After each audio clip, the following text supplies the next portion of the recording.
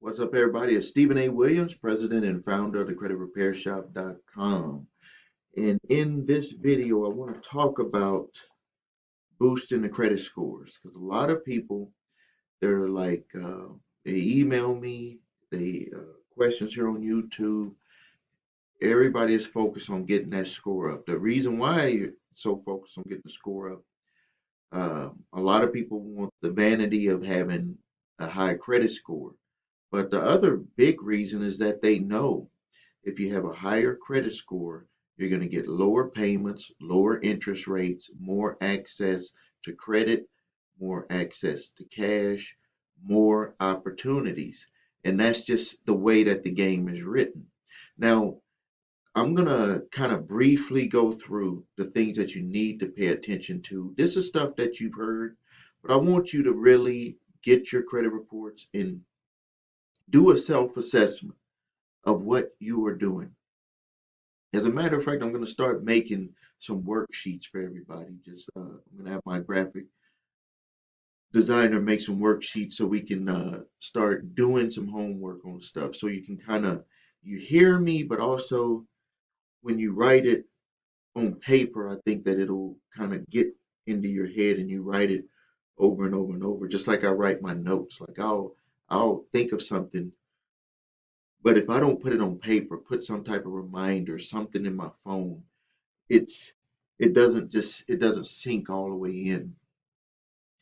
So 100 points, like one, and that's what kind of the point of this video is how to increase my credit score 100 points. And this is the way that you can do it. Now, I'm taking into account that you've already kind of worked on your credit and you got things, either the negatives to the minimum, or you might have a few negatives that are left. What I want you to do is to look at that credit report and you need to make some decisions on if you have some small collections, you need to go ahead and pay. If you can, do a pay for deletion, but you need to have all of your information on your credit reports reporting positive because it does no good to well, I won't say no good, but it hurts you. You won't get the bounce that you would regularly get if you have negative information on your reports. So now, taking into account that you've taken care of all of your negatives, you've done everything that you could do to resolve them. Everything is either is showing paid positive, even if it was a collection that you couldn't get removed, it's showing that it's paid, and you don't owe it. So the next thing that you need to do is you need to evaluate how much of your credit cards, if you have credit cards, how much of the available credit are you using? You need to pay that down to at least one third. My advice would be to pay that down at least to 25%. And you need to do that before the statement date. What the statement date is when the credit card company is going to report to the bureaus what your balance is on that statement date. You'll know it if you look at your statement in the mail or you go online. You'll look at the date that they set up that statement. If your balance, even if you said you were going to pay it off, even if you had planned to pay it off, but you missed that statement date, it's going to look like you're carrying that balance over for a longer period of time. That's why you can have fluctuations in your credit score, and you're like, I'm paying my bills, I'm doing everything right. What's happening is with your credit cards, you're letting that balance go past that statement date. You need to pay that off before the statement date if you're trying to increase your scores. Or you could just ride that roller coaster and you'll see it for yourself that on the statement date that you have paid. Now, thing that you got to also watch out for is even if you pay it off and then so say you missed the statement date, you pay it off, so you feel like, hey, I paid it off at zero, and then you go and charge again before the next statement date, you're just doing the same thing over and over again, but you're thinking, hey, I'm paying it down, and it's always showing that I have paid off my balances. Now, this is for purposes of increasing your scores because the algorithm is written to have you have low balances when those statements are reported. So pay your find out your statement dates on everything that you're doing so you don't have balances carried over. Pay them off or pay them down to one third or one quarter if you can afford to do it um, before that statement date so they can report that you have a lower balance. And overall, on your credit report, it's going to show that your debt ratio had went down. That's going to click in on their algorithm to give you some points on your scores, and then it's going to give you points for having your credit card debt down with the utilization of it down. So that's what you want to do. And then with all of your bills, you just also like your utility bills. Um, if you have a home phone bill or anything that's being reported, that weighs in heavy on utilities weigh in heavy. Electric plays a heavy part in your credit score. It will play a heavy part. I've seen a credit score go down by 50 points from someone who uh, did not pay their electric bill on time, even though they were always paying the bill every month. So you have to watch out for that. Other things you need to do is you need to make sure that everything is matching on each bureau with your name. Make sure that your name, the spelling is correct. And the easy way to do this is just to get a copy of your credit reports. And if you don't have your copies, go to the website that's listed right here, your the number 3scores.com. Get copies of your credit reports. Make sure that your name is spelled right and it appears the same with each bureau. And if you have any aliases listed where someone may have misspelled your name or put the initial when you don't usually uh, fill out any applications with the initial, it could have it as an alias, and that can also bring your scores down because remember, it's a computer that's reading. And if the computer is reading that over here, you filled out an application with your name and you had a middle initial, and or you had your old last name, and over here you got your other name, that sends a mixed signal to the algorithm, and that can lower your credit score. Also, with your addresses, make sure that your addresses and everything matches and get rid of all of the old addresses. If you've been at your residence for at least 1 to 2 years, you can get rid of all of those other old addresses at minimum 2 years, at maximum 2 years. And then also with your employment, make sure that your employment is listed on there correctly, your date of birth, make sure that your social security number, that should, but that we have seen that where there's mix-ups where social security numbers had a digit or something that was off. And what they did is the reason why you're able to get the report is because the data points on other things had matched. And also, those questions that they ask you that match. So somehow it just allowed you to get access to the report, but you noticed that that your social security number didn't match. Other things that you need to watch out for is, and this is just really, plain and simple, is that anything that's on your credit reports that shouldn't have been there. Uh, we've seen where, like, there's a client of ours. He and his grandfather. His grandfather lives with him and they share the same name. He was named after his grandfather. And when his grandfather got sick and had some hospital bills, because the address matched, the name matched, they actually placed it on the grandson's credit report. They didn't even place it on the grandfather's credit report. And we had to go through a lot of stuff to prove that it was not him. But you want to know when we sent in the documentation, they saw automatically that it was not a full match. Some of the times what we've seen happen, especially when people are inserting information on people's credit reports, is that they don't have to have 100% match. That's why the credit repair business exists, because there's a lot of mistakes that can happen when a furnisher who places something on someone's credit report only has a match of like four things of an individual, and there's four or five other things that didn't match, but they decided to go ahead and say that that is that individual when it was not that individual. That client that had his grandfather's medical collections on there, that was hurting his credit scores.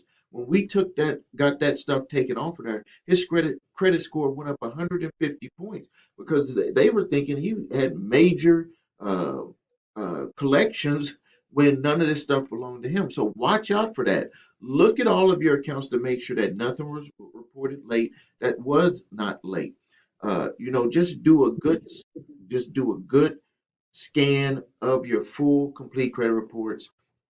And I recommend that you keep a paid monitoring service, not the free one. You can keep the free one just as an additional because it's free, but get a paid monitoring service because that's going to give you access to everything that you need, public records information, and more about furnishers than the free services offer. And again, please go to the website the number 3scores.com. Now, lastly, what I want to talk about is if you have everything straightened out on your credit, you've done everything that you could do to make sure that everything is right, positive payment history, statements, and that you're paying them down before the statement dates, all of that stuff uh, is everything is good, and you still want to get a boost with your score. There's several different products that are out there that are available. I'm going to talk about some of the smaller ones first, which is like rent reporting. If you don't own your own home, you can get your rent reported. You can get your cell phone bills reported now. You can get certain types of utilities or certain types of services that you've been paying on month after month after month. They can start getting those reported. There's different services that have those. Even your cable bill can be reported. Now, the big one that we use is trade lines, where you can get an authorized user trade line. Well, what an authorized user trade line is where, in a way, you're piggybacking off of someone else's good credit. Now, you have to be very careful when you're looking at doing an authorized user trade line because if that person does not pay their bills on time, if they mess up on their statement dates, if they're carrying high balances, that can mess you up. The ones that we provide, they don't have any of those problems. Low balances, long track record of history, very low payments. I mean, very low balances and a very high, like 4, 5, 6, 10 to 15 year payment history. Uh, and these can jump your scores. The highest I've seen was 150 points. The lowest, if you have everything taken care of on your reports, 100 points. I don't recommend you do them if you have negative information on your report because just like what I was saying earlier, is that you're playing against the algorithm. You're playing. It's like you're playing against the rules, and you're going to always lose when you're playing against the rules. So if you want to do authorized user trade lines, that's an excellent way, but make sure that your credit is all the way cleaned up so you can get the maximum. And then once you get that score up, then you're going to have access to available credit. Now, the first thing that I would do, the first thing I would do is if you uh, once you've got your scores up and say that you have you have credit with a company where you have an interest rate that's too high, you need to look at refinancing that rate, but don't just do a refinance to refinance. You need to run the numbers to see if that refinance is going to work. Make sure the refinance is going to work in your favor. So you have to be very careful because the way that I did it for my life was first I had started with bad credit or really low credit, and then I started making a lot of money from 1990 to 94. Started making a lot of money, spending money, and ruined my credit. And then from 1994 to 1999, it took us all that time to get out of 300,000 in debt. But the first thing that we started doing was once we started getting out of debt, and the debts that we did have still that we were not able to pay off, we looked at if we needed to renegotiate and get lower payments and lower interest rate on them. And I was surprised that when rather than even doing any types of refinancing or anything, that it was just better to move the money that I had saved from paying off other debts onto that one and hurry up and pay those debts off. And then what I had learned from doing that was that it was a way that I was able to start saving a lot more money. So that is my strategy that I want you to put into place to get your scores uh, uh, moved up, boosted up, increased. And I want you to comment on here after you've put these strategies into action. Now, it's going to take some work. It's going to take some work. Even if your credit is cleaned up and good, there's always going to be work that needs to be done. So you need to always pay attention and understand that really there's always going to have to be a next step. Like, um, let me just walk you through some steps since we're talking about education here. We're talking about fixing things, and this is important because I do things off of experience. Like there's a lot of people that'll be here on YouTube and they have no experience in what they're telling you to do. I'm talking about zero. They may even research stuff, but they don't know the feeling, the pressure, the tolerance that you have to be able to see something through. That's why you have a lot of people that'll start things and then they'll quit because they have very low tolerance for failure. That means that whenever they even feel like they're going to fail, they'll quit. So, what I always tell people to do is number one, you need to have your eye on the goal. What is your goal? Do you want to have that 800 credit score? At 800 plus credit score? Do you want that new car? Do you want that house? Do you want to be able to save more money? That's your goal. That's your goal. Now, there's going to be, to get to a goal, there has to be a plan. But what people start to get, where people fail, is a lot of people fail to put together a plan. And then another thing is that a lot of people, when they see, put the plan into action and it's not, but either, excuse me, materializing as fast as they thought, or it's not materializing the same way that it did for maybe like me or for someone else, they start to get upset. And that's when that fear factor, that tolerance level starts to pull up. And what most people do is they just quit. They just say it's not going to work and they're going to quit. And they forget about their goals and they just think that that's for somebody else. It's just never going to happen for me. And so what I had to do, and this like everything in my life, the first thing that I learned, like the thing that I learned once I learned about all of this stuff, about how to get what you want out of life, is the first thing is to know and believe and feel and think and understand and burn the bridge of going back to for the thing that you want. You need to always see, feel, smell, taste, everything. You need to have that all inside of you somehow. Now that takes work, especially if you're not used to getting things that you want. Even though you've gotten things that you want, you didn't know how you utilize that power from inside of you. You have to now utilize it for something that you didn't think that you could get. Most of the things that you did get that you utilize that power in, you were really going to be able to get them. It doesn't take much of the inner power. But for something like this, where you're going to dig yourself out of a mountain of debt, where you're going to get that credit score up, where you're going to be in that one percentile, like I'm in the one percentile of people for the whole United States, my wife and I, and I've passed this down to my children. They also are in the one percentile of credit scores in the whole United States. That means that whenever you go to get something, they're going to give it to you.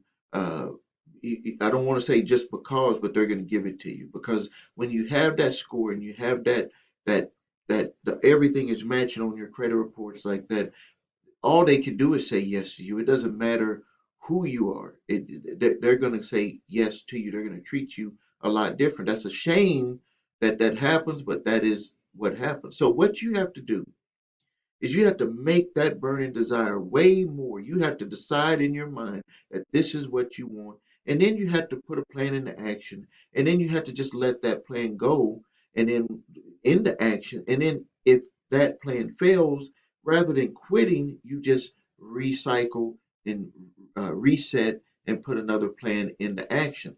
That's what a lot of people fail to do. And when I look at my business successes, the ones that I have that are successful, what I had to do was I had to put a plan into action. And then as I was working that plan, I had noticed that is not working out the way we want. But I didn't just scrap it and just run away from it. What I did is I put another plan in action and another plan in action, another plan in action to get to that goal. And that's what you have to get used to doing. You have to get out of that fast food mentality that everything has to be handed to you like they're giving it to you out of a window at a McDonald's or a Taco Bell or something. Get that out of your mindset because you're not going to get anywhere thinking that way. You're not going to get anywhere implementing plans that way. You're going to always fail. And also get out of your mind that you are going to fail. A lot of people from their past experiences, and you see this a lot with relationships, is the first thing they do is they're waiting for it to go bad.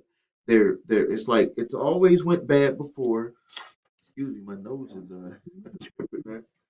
Uh, they're always waiting for it to go bad. They're all like, soon as they get in there, it's like they had a honeymoon stage, and then they're waiting for it to go bad. This happens when people buy products and services that are going to take an extended period of time to fulfill. Is that they start to think that something's going to go bad. I've seen this across the board with credit repair. I've seen it across the board with building a house where a person, they had a problem with a contractor that other people didn't have contractor same problem with that same exact contractor. What you bring into a relationship, unless you are very careful in understanding that you have to work on yourself, you can actually bring failure. Your mind put together with that other individual's mind or that other company's mind could actually lead to failure for you when it led to success for someone else. I'm not going to go into too much detail about explaining that. There's plenty of videos here on YouTube. And even if you search your feelings, search your thoughts, search your failures, and see all of the failures that you've had with either people, business associate, relationships, companies that you worked with, and you have to wonder why is it always failing with me and other people are having success. That means that you need to work on yourself. You need to work on yourself. As a matter of fact, something that I do, and I implemented it with all of my companies, is that when things are not going right, customers upset, I look at myself and I'm like, what is it that I didn't do? And because I deal with so many customers, so many well, we have over 1,000 active customers per month with our company, and I also manage my other uh, two businesses that I actively manage. Is that what I do? Is I just say, okay, where did I go wrong, and then I fix that and implement that plan through my employees because it would be impossible for me to actually talk to everyone. So what we do is I see it, I take responsibility on it, and then I implement it throughout with my employees. And I see that's something that doesn't get fixed overnight, and there's no company that can fix them things overnight. But I know from what we've implemented with the credit repair shop and with my other companies that I can see the fruits of those changes. I can see the fruits of the belief that I had that number one, that if I do these things that I can that these would be fixes, and the person who took the blame first was me, not to pass it off to someone else. Now you might be saying, well, if it's my blame, how can it be your blame if you have problems that continuously happen and you didn't fix on yourself? That will Sorry about that, how the volume goes down. You will see that if you do your own self evaluation.